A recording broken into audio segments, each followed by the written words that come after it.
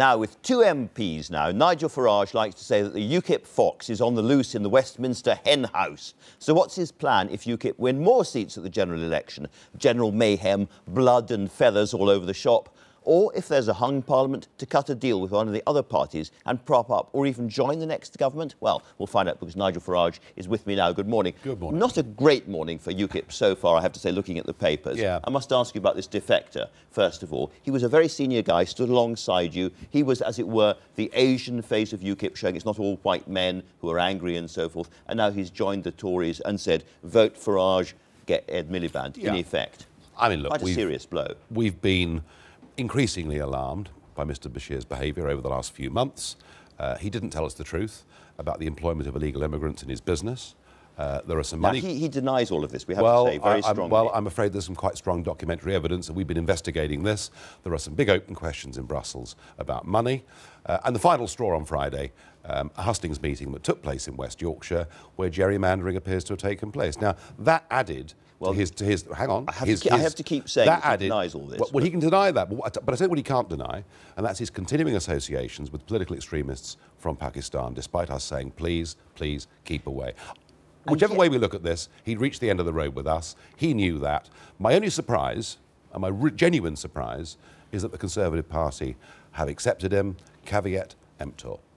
Well, buyer beware, that means for those who don't speak Latin. Nonetheless, it is a blow because he was somebody who was seen, as it were, as the prime example of UKIP not being all alike and so forth, and now he's gone over. Well, you know, we had an action day last Sunday in Thanet to try and kick the campaign off that I'm fighting down there, and I was amazed how many members of the ethnic communities are there. They're standing as UKIP candidates in local elections. We've got many standing in the general election.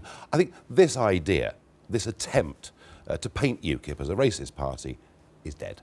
Well, let's drop racist, but there are hundreds of thousands of bigots all over Britain, and Mark Henderson, your man, says that UKIP is the party for bigots. Well, you know, it just shows you the depths to which this general election is sinking. Tribal politics, the Tories, the Labour Party, their friends in the media, any attempt to damage UKIP. Now, I'm not surprised. I mean, don't forget.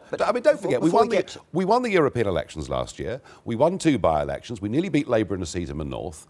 And what happened here is there are people in a pub, officers of the party, after a long meeting, in the pub, having a drink, and in this case, because we've been branded bigots by left-wing comedians, making a joke that, in fact, the late Eric Forth used to tell. Now, if you're expecting me to ban all UKIP officials from ever visiting pubs and smiling and laughing and joking, it isn't going to happen.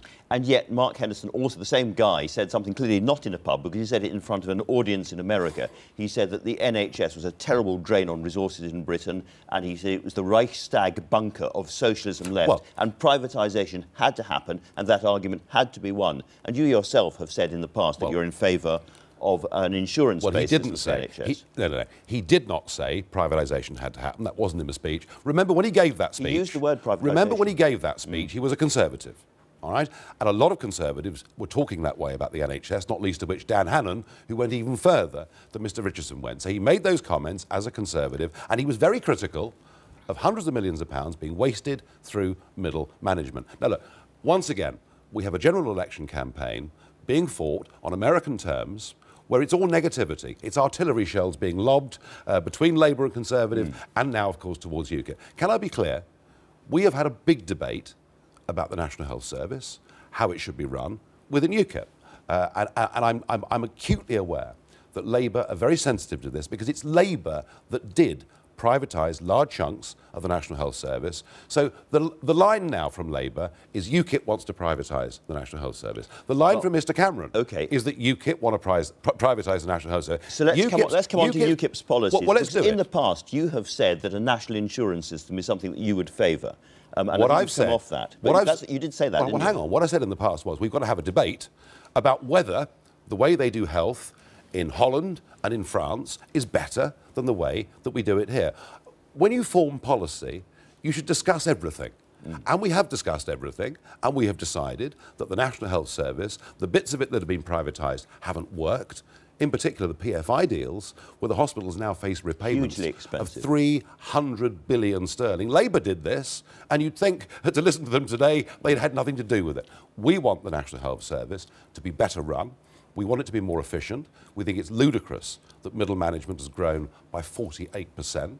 We think the fact that health tourism is costing £2 billion a year is wrong. And the fact that 1 in 5 of new nurses being taken on have to come from abroad says to us, let's make sure there are no tuition fees for people that are taking medical degrees. We want... But we all know that we want this a needs national more health money. service. Well, we want a national health service that is free at the point of delivery and funded through taxation. But the one thing nobody dares say is the reason we have an NHS crisis right now is because of a massive increase in the population in this country. And whatever anybody tells you... getting older. Well, they're going to be getting very much older, clearly. The National Health Service will need a lot more money in the years to come. So far, we've had bids and proposals from the Labour and Conservative parties, both of which would increase the amount we have to borrow every year. What we are saying is that we could put £3 billion a year extra into the National Health Service, and to fund that... £3 billion is more than the Labour Party are promising. It's more than the Labour Party. We would promise an extra £3 billion a year for the National Health Service, funded out of the fact we will not be paying daily membership fees as members of the European Union. Now that so you can only do it once you've left the EU. You can't do it now. But that's a way you can fund it without having to borrow money. Any proposal put by Labour or Conservatives would only add to the deficit, which I remind people is still enormous. And are you still in favour of people with long-term conditions like HIV not being allowed into this country because of the health consequences? I very much take the view that it's a national health service, and to open ourselves up, whether it's to HIV treatment, whether it's to maternity services or whatever it is, to the rest of the world, doesn't make sense. It is costing us at least £2 billion a year. The National Health Service is here for British citizens.